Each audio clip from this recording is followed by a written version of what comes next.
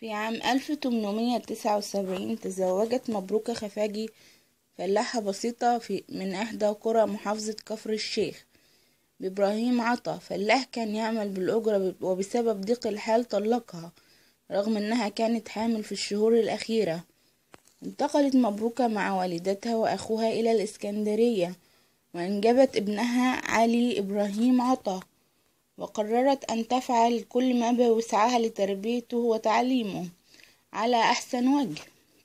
كان عندها 100 سبب لتندب حظها وتتعقد من الرجالة وتطلعه على ابنها وتسرحه يبيع مناديل في الإشارات، لكنها عملت كبائعة جبنة في شوارع الإسكندرية، وادخلت ابنها علي مدرسة رأس التين الأميرية.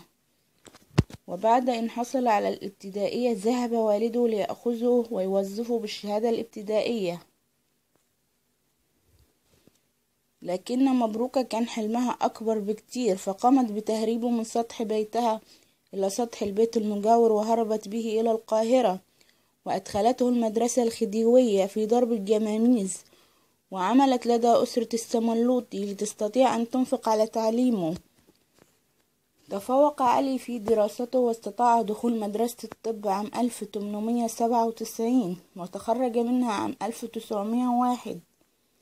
بعد 15 عام مرض السلطان حسين كامل بالسرطان، واحتار الأطباء في مرضه، حتى اقترح عالم البيولوجيا الدكتور عثمان غالب على السلطان اسم الدكتور علي إبراهيم، فاستطاع علاجه وأجرى له جراحة خطيرة ونجح، فعينه السلطان جراحا استشاريا للحضرة العليا السلطانية وطبيبا خاصا للسلطان، ومنحه رتبة البكوية. وفي عام 1922 منحه الملك فؤاد الأول رتبة البشوية.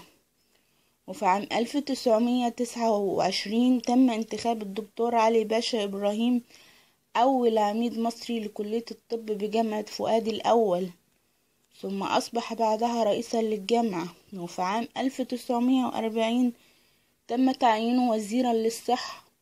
وفي نفس العام أسس علي باشا إبراهيم نقابة الأطباء، وأصبح نقيب الأطباء الأول في تاريخها، وأصبح أيضا عضوا في البرلمان المصري. والدته فلاحة أمية مطلقة. القصة دي عظيمة بكل المقاييس، ما نسمعش عنها غير تفوق ونبوغ الابن، وننسى البعد النفسي والاجتماعي والمرأة المكافحة اللي ورا الكواليس وتتشال فوق الراس. لو لقيتي نفسك شايلة حمل يهد جبال لوحدك، استعيني بالله القوي المتين، اوعي تسمعي كلام الناس. القصة دي اهداء لكل ست تحملت اصعب الظروف، اهداء لكل ست مطلقة، اهداء لكل ست عظيمة.